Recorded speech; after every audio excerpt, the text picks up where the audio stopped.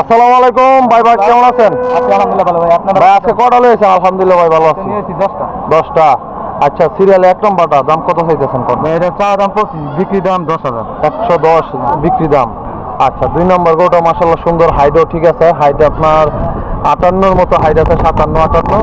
আর Nepali গিরের cross, সাইওয়ালের মধ্যে গিরের cross. আচ্ছা ভাই, এটার দাম কত চাইতেছেন? চা দাম 55, বিল দাম 35। 135 হলে বেচে নেবেন। মাশাআল্লাহ এই গরুটা অনেক সুন্দর। আচ্ছা, এটা কি ভাই দাঁতছে? হ্যাঁ ভাই, 2 দাম। 2 দাঁত। আচ্ছা, পরে 3 নম্বর গরুটা এটার দাম হলো 145।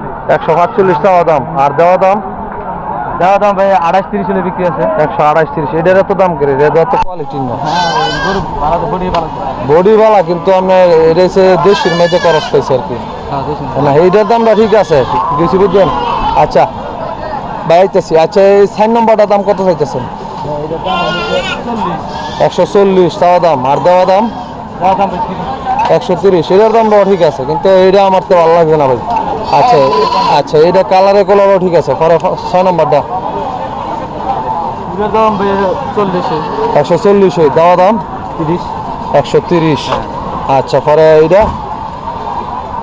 এটার চা দাম হলো 35। 135, আর দেওয়া দাম 25। 125। পরে লাস্টারটা এটা না ভাই, এটা আরেকজনের। আচ্ছা, তো ভাই এই পাশে আছে না? আচ্ছা, এটা এটা কত?